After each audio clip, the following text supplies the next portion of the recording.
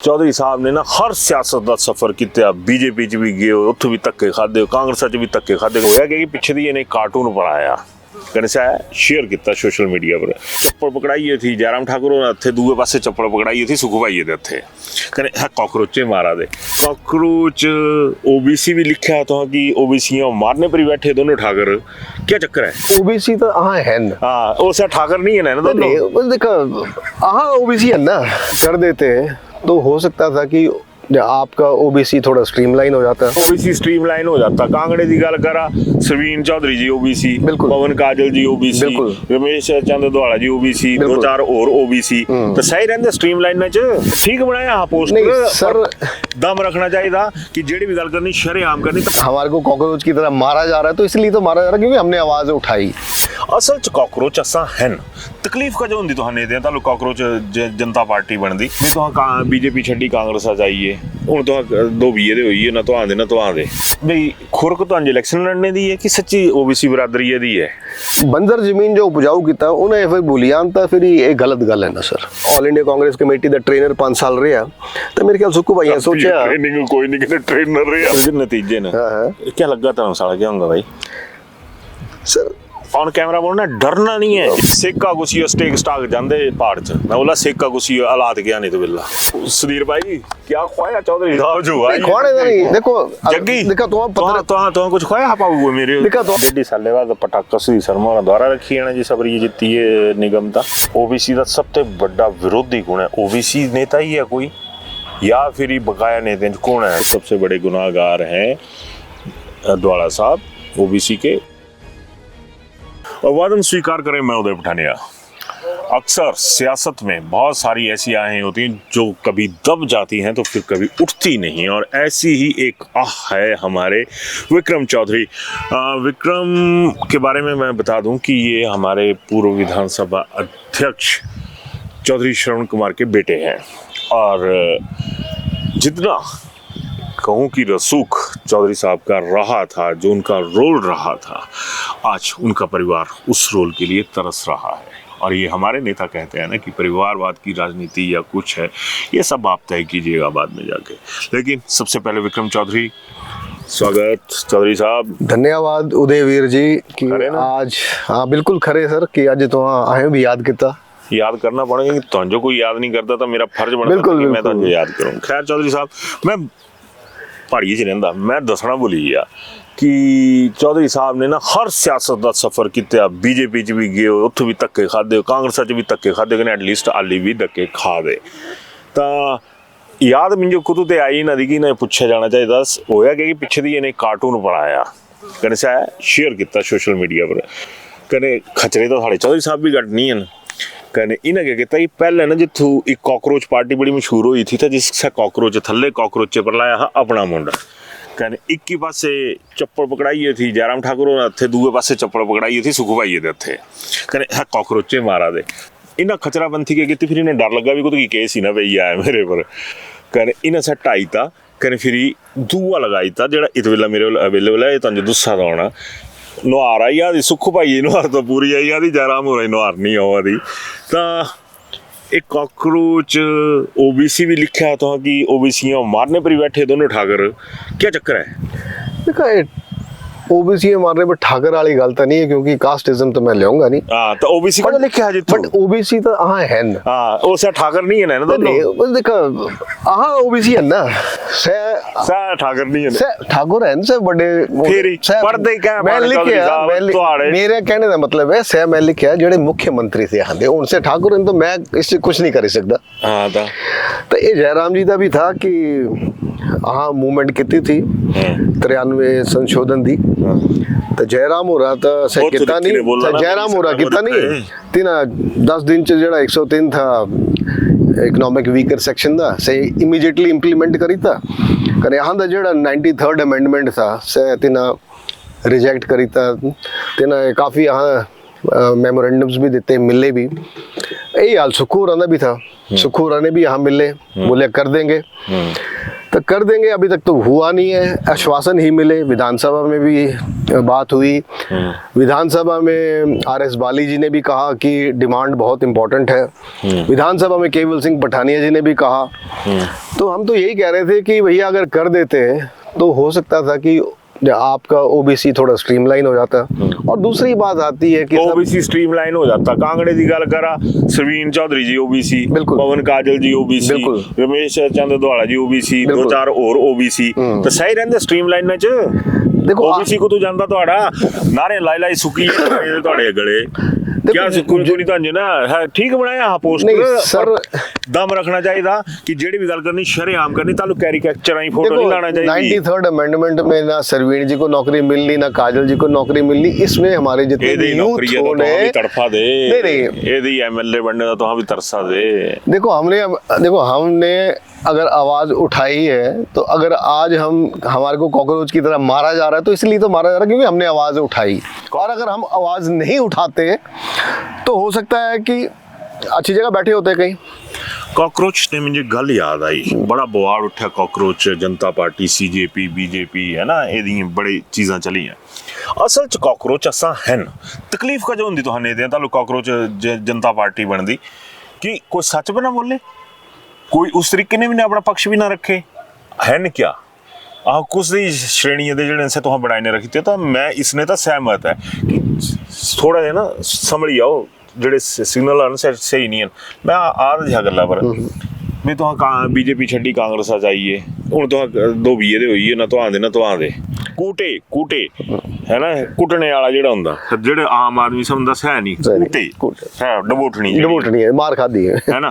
तां भाई खुरक तो इलेक्शन लड़ने दी है कि सच्ची OBC बरादरी दी है? सर दिखा मैं कभी टिकट, मैं पहली बार शायद चालू होने MP का इलेक्शन होया था, मैं पहली बार आवेदन किया था कांग्रेस पार्टी से एज ए टिकट। अजे तक मैं कभी ना आवेदन किया ना मैं चुनाव लड़ना था, क्योंकि मेरे घरे थे सर मेरे फादर साहब ने शायद 18 इलेक्शन लड़े हो सन 1952 से लेकर 9 विधानसभा दे 9 लोकसभा दे सर, एक राज्यसभा भी लड़वाई था। कोनी MLA थे ना, शांता जी मेरे ख्याल CM साहब थे, तिना लड़वाईता था जी इलेक्शन से नेचुरली आ रहा था क्योंकि उस टाइम होता था बाकी दो ठाकर रगड़ी ते सांतोरा छड्डी ले थे जेडे OBC जिन्हें अपना लीडर बनने ने तैयारी नहीं करते अजे भी नहीं बनते कि सांतोरा साडे लीडर साहब बोलते कि सांतोरा साडी कत्लगाह पाई नहीं। देखो फादर साहब दी कंट्रीब्यूशन तो एक लाई सकते जालू 78 च वोट ऑफ नो कॉन्फिडेंस होया कुनी कितना था सर, तुम्हें याद होना? मेरी याद आस्ता बड़ा फर्क तो किशोरी लाल जी थे उन वोट ऑफ नो कॉन्फिडेंस कितना था। फादर साहब उस टाइम अध्यक्ष थे, चंबे अध्यक्ष थे। जालू वोटिंग हुई तो दोनों पार्टी मतलब वोट्स बराबर हुई है। तो फादर साहब ने अपनी स्पीकरशिप रिजाइन करी then he casted his vote in favour of Shanta Kumar. अच्छा। शांता कुमार जी फिर से CM रहे थे। तो इससे ज्यादा कंट्रीब्यूशन क्या कर सकती, क्योंकि विधानसभा बोले जाता कि ऐसा होता है वैसा होता है, बट मोरालिटी थी हमारे लोगों में, हमारे पुराने लीडर्स में। एक सीन याद आई है बच्चा, ये तो आने पासे दस्या वाला ना, ये बद्दल आन पहाड़ आन कहने पहाड़ टकोई हो तो OBC दे पहाड़ OBC दे जेड़े पहाड़ थे सह तुहाडे पिता होरां ने है ना, पर ये जेड़े नवे ताजे बद्दल आए ये कुण दे नेते ने, कुण नेतियां बद्दल है सर? देखो जालू पुराने लोग चली है। मैं तो एक लीडर ने बोलिया था, लीडर का नाम है ना, मुझे याद नहीं है उन्हीं ये बोलिया था कि भाई बंजर जमीन थी तहां दे बुजुर्गों क्या किया, बंजर जमीन जो उपजाऊ बनाया। उसके बाद जेड़ा नया नेता आया नेचुरली मेहनत इन्नी भी की, बीज लगाए, पर जेड़े बंजर जमीन जो उपजाऊ किया उन्हें फिर बोलिया तो फिर ये गलत गल है ना सर। नहीं बोलते भी आयो कोई MLA का टिकट दे MP का टिकट दे, एक रिकॉग्निशन नहीं देनी ना BJP वाले देनी ना एक रिकॉग्निशन। अच्छा सेकेंडली आज तो हम बच्चा दे जेब बिल्कुल बंद कराई सी ये बंद ही मैं साइलेंट किया था। अच्छा सेकेंडली को हो रहा है, मैं तो दोस्त आज 2-3 दिन पहले मैं BJP की लिस्ट थी कि भाई इन लोगों को पार्टी से निष्कासित कर दिया गया है। तो हम जो बोलिया कि मैं पहले BJP था फिर कांग्रेस था, तो मेरा ये है सर कि मैं उस पार्टी च रही करी भीतर गाते नहीं कर सकता, मैं पार्टी छड़ींगा क्योंकि मैं कांग्रेस भी छड़ी नहीं है। नहीं मैं देखा कांग्रेस च है ना, कांग्रेस आहे नहीं मंदी अपना से अलग गल है। मैं ऑल इंडिया कांग्रेस कमेटी ਦਾ ਟ੍ਰੇਨਰ 5 ਸਾਲ ਰਿਹਾ ਤੇ ਮੇਰੇ ਖਿਆਲ ਸੁੱਕੂ ਭਾਈਆਂ ਸੋਚਿਆ ट्रेनिंग कोई नहीं किते ट्रेनर रहा नहीं मैं सुक्कू भाइयों भी ये सोचा होना कि देखा जालू सरकार नहीं थी ना बड़े मेहनत की थी आज सरकार है तो रेस्ट कर ही लैन कल हाँ विपक्ष होना था हाँ फिर ही मेहनत कर लेंगे अच्छा मतलब रेस्ट काहे छड़नी तो नहीं छड़नी कांग्रेस ठीक है अच्छा अच्छा अपनी अपनी होंदी सर तो सेकेंडली ये है भाई हाँ दा ना उन्हें लिस्ट च नहीं आया भाई इनको पार्टी से निष्कासित कर दिया गया तो हाँ दा ये रहा भाई अगर ठीक है भीतर गाती यहाँ कर ही नहीं सकते हाँ पार्टी छड़ी दे क्योंकि राजनीति क्या है राजनीति नहीं करना बाहरी गात करते कि ऐसी तैसी जाओ आपा छड़े ते आपा अगे हो गए बिल्कुल खरी गल भी है ना सर बट एटलीस्ट हम भीतर गाता नहीं करते मैं दसदा ना कि एथलीट ने कने क्या गलांदे मेरे सीनियर भी रहे कॉलेज च कने क्या हुंदी है बेओवरिद क्या हुंदी है वेटरन्स वेटरनरी मास्टर्स मीट या वेटरन्स गलाई लिया अच्छा वेटरन्स वेटनरी नहीं हुंदा वेटरन्स एथलीट कैटेगरी च भी हैं बाहरले देशां च भी जांदे कने ना रोशन करदे सियासत च पावे इन्हां दा ना नहीं रहा पर खेला च बंदे ना आया पर ये लग चीज है जेडी सियासत च खेल खेलना चाहिए सर चौधरी साहब ते नहीं खेल ली हुंदा क्या बड़कई देखो सियासत अलग गल है खेल अलग गल है सर खेल च अपना ठीक है 37 साल तक मेरा रिकॉर्ड रहे लॉन्ग जंप कने ट्रिपल जंप दा खैर ट्रिपल जंप दा तो हुन टुटिया है सभी मीट रिकॉर्ड टुटिया कने जेड़ा यूनिवर्सिटी रिकॉर्ड है शायद मैं इंटर यूनिवर्सिटी को 15 मीटर मारी करी से सिल्वर मेडल था मेरा तो सही चालू कोई 15 मार गया बड़े बारी बड़े लॉन्ग जंप मारे बड़े बारी हाई जंप मैं फुटबॉल भी खेल लिया मैं ਜਿਹੜੀ ਹੁਣ ਕੱਲ ਉਸ ਚੁਣਾਵ ਨਿਕਲੀ ਆਉਣੇ ਯਾਰ ਐਸੀ ਬੰਦ ਕਰ ਲੈ ਇਸ ਬਾਤ ਇਹ ਬੰਦ ਹੀ ਹੈ ਸਰ ਇਹ ਬਾਰ-ਬਾਰ ਝੁਣ ਕਰਾ ਇੱਕ ਤਾਂ ਐਡੇ ਮਹਿੰਗੇ ਫੋਨ ਇਹ ਦੇਖਾ ਜੀ ਇਹ ਹੈ ਚੌਧਰੀ ਸਾਹਿਬ ਦਾ ਫੋਨ ਨਾ ਹੈ ਨਾ ਇਹ बेटा नेड़े ते दस्या है ना कने ए इयां करने भाजी भी जांदा भाजी है ना इसी बंद कर दे पूरा अच्छा ठीक है ता कल मैं बोला इलेक्शन है ना जी नतीजे ना क्या लगा तेन साला क्या होगा भाई सर ऑन कैमरा बोलना डरना नहीं है जे बीजेपी दी लंका लग गई तो बीजेपी दी ला कांग्रेस आई लग गई तो कांग्रेस आई ला देखो जी इस पर स्टेक तो दो लोगों पर स्टेक है एक आंदे सुधीर जी है उन्होंने स्टेक है करे दूसरा जग्गी जी है उन्होंने स्टेक है सिक्का कुसी हो है स्टेक तो होगा सर मैं कल 11 बजे एग्जैक्ट दसूंगा कि सिक्का कुसी लगने शायद आवे न्याणे भी पता लगी जाना चौधरी साहब ये है सर देखो जग्गी जी है अपने मिंदर तो आया चला चालू रखो तो आया दौड़ी ना होए जबरा हुई है एक तो पहले ही वो मोबाइल ले दिया कोई कट नहीं लगेगा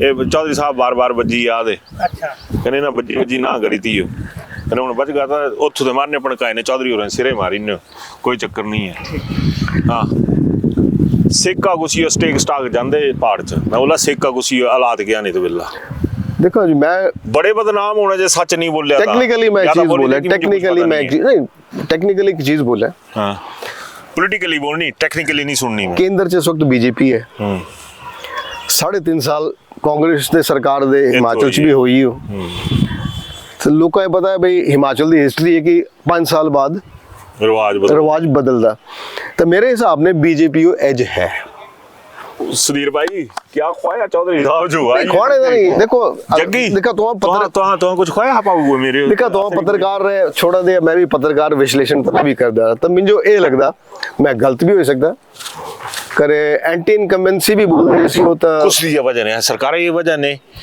कि एंटी इनकम्बेंसी सत्ता पक्ष वास्ते सरकार भी है जगी दी वजह एंटी इनकम्बेंसी और हो सकता है दी वजह एंटी इनकम्बेंसी है कुछ दी वजह ने देखो पार्षद कौन थे काम उनका है हां उन पार्षदा पर तालो हारने जे माईए ता नलायक साबित हो जाने करे जितनी ये तो लायक या तो सुधीर शर्मा साबित हो जाने जग्गी भाई साहब सर इलेक्शन सिंबल पे हुए ना जी अच्छा सिंबल पे हुए ना हां तो फिर इसमें सरकार का भी रोल रहेगा और जो पार्षद रहे उनकी वर्किंग का भी रोल रहेगा और लीडरशिप का भी रोल रहेगा फिर क्या मनने चले जाए कि 1.5 साल बाद पटाखा सुधीर शर्मा और द्वारा रखी है ना जी सबरी जीती है निगम ता लगता है उन्हें ना तोड़े भी जो ना तो हम भी बड़े चंद्रे दे आदमी हैं बीजेपी के ने कांग्रेस के ने बराबर उठना बैठना है नहीं ऐसा नहीं है देखो यार हुन मेरा सवाल सुन लिया मैं बिल्कुल बोलो मैं सिर्फ ये पूछा था कि उस हिसाब बिन अगर देखा जाए तो संगठन चली पिया बीजेपी तो सुधीर भाई ने सर इसकी चिंता तो सुधीर जी को करनी है, संगठन को करनी है। चिंता करनी है, खुशी मनाने वाली गल नहीं की सुधीर भाई, चिंता करनी है, बंदा पूरा जैसे आपने कहा है कि चलेगा कि नहीं चलेगा, तो ये चिंता सुधीर जी को और संगठन को होनी चाहिए। ठीक है, एज तो है ही है। किसको? सरकार जो इस वक्त ऑपोजिशन में है। कौन है ना? बीजेपी है। बीजेपी च कौन है? बीजेपी च एक आदमी गिनाई दिया। किस चीज के लिए? धर्मशाला से तो सुधीर जी हैं। हाँ बस यही है कि बीजेपी सुधीर शर्मा और कांग्रेस से जग्गी है, देवेंद्र जग्गी। नहीं मैं तो लियो तो बीजेपी चल लिया ना, तो दूसरे पासे को बढ़िया देखा यार। तो पंडित चौधरी साहब जी, उन तो अगला टारगेट क्या है? मेरा टारगेट कुछ नहीं है, नौकरी कर रहा हूँ सर। और कल को अगर कांग्रेस विपक्ष में आएगी तो फिर मेहनत करेंगे। अगले 5 साल में फिर लेके आएंगे। चलो वो तो अलग बात है सर। चलो और तो नहीं बोलना कुछ? आप पूछिए। मैं मुफ्त की पूछी भी कुछ है बोलने तो बोला, नहीं तो मैं तो फिर दूसरे पास से बढ़ना चाहिए। कुछ पूछना चाहते हो या दर्शक कुछ पूछना चाहते हो आपके माध्यम से? दर्शकों का बात ही देखना तालु पूछ के भाई पूछ लेने जड़ा भी कुछ कहूंगा तो समाज वास्ते राजनीति करा दे तो लगी ओबीसी वास्ते करा दे। समाज देखो ओबीसी समाज का पार्ट ही है। और मैं एक ही बात बोलना चाहता हूँ कि जब सब बोलते हैं कि इकोनॉमिक क्राइटेरिया पे होना चाहिए, तो ओबीसी जो है वो ऑलरेडी एक इकोनॉमिक क्राइटेरिया पे है, जिसकी 8 लाख रुपए आपको पता ही है कि इनकम है। तो जैसे शांता जी भी कहते हैं कि इकोनॉमिक बेस पे होना चाहिए। चला लास्ट एक सवाल पूछता है जी, ओबीसी का सबसे बड़ा विरोधी कौन है? ओबीसी नेता ही है कोई या फिर बकाया नेता कौन है? तो मैं ये कहूंगा कि ओबीसी के जो विरोधी, मैं उनको मानूंगा, अपने ही वर्ग के लोगों को मानूंगा जो ऊपर बैठे हैं और अपनी बात, अपने हित के लिए वो अपने लोगों की बात आगे रखने में सक्षम नहीं है। सरवीण चौधरी सक्षम है नहीं है? अगर उन्होंने बात नहीं रखी है तो सक्षम नहीं है। हाँ या ना? अगर उन्होंने बात नहीं रखी तो सक्षम नहीं है। मैं अगर मगर नहीं, सियासत मत करिए। जब अगर सियासत आप समाज के नाम पे करें, ओबीसी के नाम पे करें, तो आप बताइए ना कि सरवीण चौधरी सक्षम है या नहीं है? उनका एक बड़ा कार्यकाल हो चुका है। तो वोट बैंक पिछली बार काफी मार्जिन से हारी है, अपने लोगों ने ही उनको हराया है, तो इसका मतलब क्या हुआ? जवाब मिल गया। बिल्कुल। दूसरी तरफ पवन काजल कितने हितैषी हैं? पवन काजल जितने हितैषी होना चाहिए उतने हैं नहीं। आप दूसरे ओबीसी, वो भी मैं बोलता हूँ हमारे रमेश चंदवाला जी, और वो बहुत इज्जत रखते हैं समाज में अपनी, उनकी दुर्गति हो रही है। बीइंग ओबीसी हो रही या फिर बीइंग धवाला को खत्म करना उसके लिए हो रही? देखो दोनों पहलू हैं इसमें। ओबीसी की बात, बीइंग ओबीसी भी हो रही है, leader of OBC, leader of OBC भी हो रही है, बट लेकिन उनकी अपनी गलतियां भी थी। ये बात 98 की है। कमजोर के हर तरफ कुछ भी। हाँ बोलो बोलो बोलो बोलो। जब धवाला जी को मौका मिला था कि ओबीसी वर्ग के लिए कुछ कर सकते थे, तो उन्होंने क्या कहा था? मुझे क्या पता कि शांता जी मेरे गुरु हैं। हाँ। और मैं शांता जी, अगर वो कह देते कि हमारी डिमांड्स को पूरा कर दिया जाए, तो क्या वो ओबीसी के सर्वप्रिय लीडर हो जाने थे आज। लेकिन तब उन्हें अपनी पार्टी से बड़ा, तब उन्हें अपनी पार्टी से बड़ा प्रेम आया, लेकिन जीते इंडिपेंडेंट थे और अपने गुरु को मानते थे, शांता कुमार जी को। अगर उस टाइम का है कि अगर 3 मौजूदा लीडरशिप की बात की जाए तो सबसे बड़े गुनाहगार हैं धवाला साहब ओबीसी के, उसके बाद अगले गुनाहगार हैं सरवीण चौधरी, और तीसरे नंबर पर आ जाते हैं पवन काजल, है ना? यही मतलब है। बिल्कुल। चौधरी साहब जी, एक क्या गलांदे तो हाँ, क्या बीजेपी वाले ने तो चीरण करी था, है ना? कांग्रेस सुखू भाई ये चीरण करी था। इथों अगर कांगड़े ओबीसी की गल करिए तो चौधरी चंद्र कुमार जी भी है ना? बिल्कुल, उनसे बड़ा तो ओबीसी का कांग्रेस में लीडर नहीं है कोई भी। हाँ, मंदे ना मंदे। और इतने सीनियर लीडर हैं, अगर मेरे हिसाब से अगर वो सुखविंदर सुक्खू जी सीएम साहब को बोल दें कि ये जरूरी है कल को पार्टी के लिए भी और कई लोगों के कैंडिडेचर के लिए भी, तो शायद सुक्खू जी इस बात को समझेंगे। पर लेकिन चंद्र हमारे जो चौधरी साहब हैं, कितनी सीरियसली और कितने इफेक्टिवली वो बात करते हैं, तो अगर वो बात करेंगे, इतने सीनियर लीडर हैं, तो शायद सीएम साहब भी इन बात को मानेंगे। मतलब बीजेपी योद्धे फेरे ते फेरा करने, कांग्रेस करने दे फेरे ते फेरे है ब्याह वाले साथ। नहीं, ऐसा कुछ भी नहीं है, क्योंकि बीजेपी में तो ठीक है हमारे काफी कम्युनिटी के लीडर्स हैं, लेकिन कांग्रेस में तो नहीं है। चलो जरा को दूसरे पासे चल देना। चलो चंद्र जी मतलब तो सारे पीछे सामने आई है कने हर कोई अपनी लड़ाई लड़दा, ओबीसी समाज भी अपनी लड़ाई लड़दा चंद्र जी दे कने बच्चे ने। मते सालां ते दिखदे आओ कि हल कोई नहीं है कने पर सियासत चलनी जाति बात पर है। कोई ओबीसी, कोई ब्राह्मण, कोई रजपूत, कोई खतरी, फलाना ढमकाना बढ़ के रख दो सारे अनु, क्योंकि सियासत इसी तरीके से चलेगी। लेकिन यूथ आगे वाला समझ रहा है, इतनी बात याद रखना आप, वो जो जख्म दोगे उसको भी याद रखता है, जो आप राहत दोगे उसको भी याद रखता है। और एक कहावत है कि नानी याद दिला देंगे, यहाँ तो पूरे नानके याद आ जाने अगर ये लोग, जो हमारा यूथ है वर्ग विशेष से ऊपर उठकर, वो पूरे कहते हैं ना कि मामा पक्ष पूरा याद दिलवा देगा। अपनी राय जरूर दीजिएगा। धन्यवाद। घर में पड़ा पुराना सोना अब काम आएगा, चाहे किसी भी ज्वेलर से लिया हो। बुद्धा वलन सन्स ज्वेलर्स में लाइए और पाइए सबसे बेहतर एक्सचेंज ऑफर। पुराने गहने दीजिए, नए गहने लीजिए, पूरी ईमानदारी से, बिना किसी झंझट के। बुद्धा वलन सन्स ज्वेलर्स, पालमपुर, जहां पुराना सोना भी पाता है नई पहचान। हिमाचल में पहली बार भूषण ज्वेलर्स ला रहा है अक्षय तृतीया स्पेशल ऑफर, जिसमें गोल्ड प्राइस कम दिया जा रहा है, वो भी 14 अप्रैल से 20 अप्रैल तक पूरा हफ्ता। हिमाचल में ऐसा ऑफर आपको कहीं नहीं मिलेगा, चाहे शादियों की शॉपिंग करनी हो, नॉर्मल ज्वेलरी परचेज या इन्वेस्टमेंट के लिए। ये परफेक्ट टाइमिंग है, तो इस वीडियो को शेयर कीजिए और आप भी आइए भूषण ज्वेलर्स, लोअर बाजार, सोलन।